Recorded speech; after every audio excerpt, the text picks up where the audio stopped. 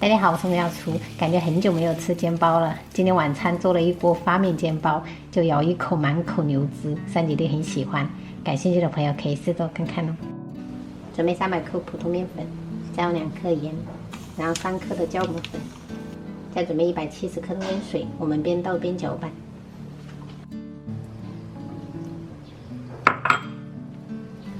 搅成这种絮状，我们就可以上手揉哈，揉成面团。现在揉制这种简单包团，我们盖上盖子，给它醒个10分钟。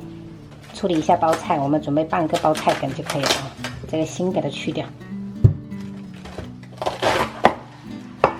然后切丝，然后再给它剁成那种包菜末。现在就打算做一个我们家小孩比较喜欢吃的包菜猪肉虾，加上2勺盐，然后给它抓揉抓揉，杀出水分。大概给它静置个10分钟哈。这面团醒了10分钟，我们稍微给它揉一揉，就容易揉光滑了哈。好了，像这样子就差不多就可以了。我们接着就开始发酵，我们盖上一层保鲜膜。温度的话，30度，我们给它发酵1个小时左右，反正一定要发酵至2倍。我准备是600克的前腿肉哈，然后搭配了一些这种肥肉，等一下一起打。先把肥肉给它切丝儿。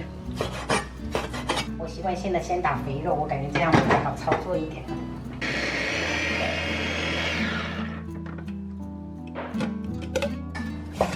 然后再把瘦肉切一切哈。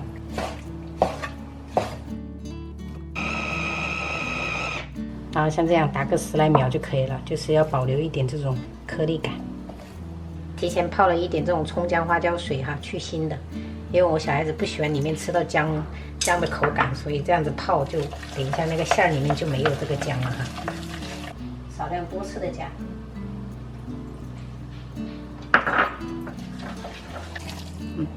就这样吸饱水分了就可以了哈。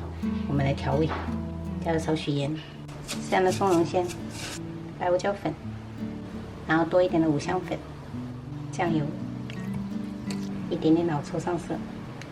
蚝油来一点，黑芝麻香油增香，然后炒一个芳香小鱼。然后我们这个包菜也杀出水分了，朋友们，你看，用水把包菜给它淘洗一遍，然后再给它转盖10分，再加入到肉馅里面。我还切了一点这种小葱，跟它一起加下去，然后搅拌均匀。就是给它盖上保鲜膜，放冰箱冷藏一下，等一下会比较好包。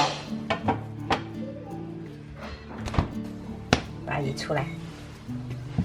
稍微揉一揉，然后我们直接给它搓长条哈，朋友们，然后再给它切成同等大小的剂子，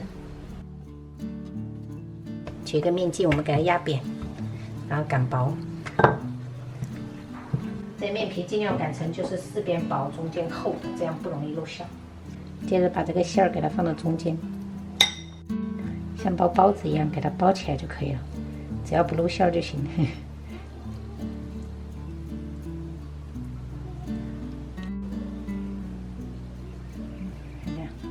平底锅里面我们喷一点油，然后把这一个收口朝下摆放好。